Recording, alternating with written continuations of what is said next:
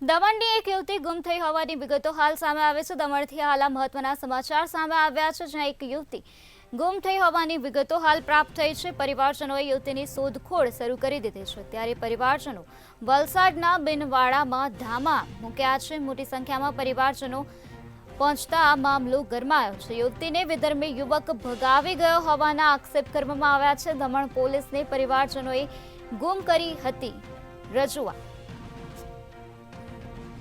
તો પરિવારજનોએ દમણ પોલીસને આ બનાવ અંગે રજૂઆત કરી છે। પોલીસે કોઈ કાર્યવાહી નહીં કર્યા તેવા પરિવારજનોએ આક્ષેપ પણ કર્યા છે। યુવતીને શોધી કાઢવા પરિવારજનોએ માંગ કરવામાં આવી છે।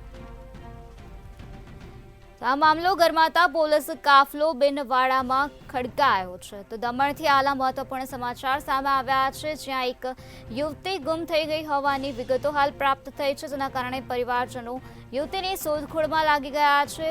પરિવારજનોએ આ મામલે પોલીસ ફરિયાદ પણ નોંધાઈ હતી, પરંતુ પોલીસ દ્વારા કોઈ પણ પ્રકારની કાર્યવાહી કરવામાં આવી નથી તેવી પરિવારજનોએ આક્ષેપ કર્યા છે। તો આ પ્રકારના પરિવારજનો દ્વારા આક્ષેપ કરવામાં આવ્યા છે। તો મોટી સંખ્યામાં પરિવારજનો પહોંચતા આ મામલો ગરમાયો છે।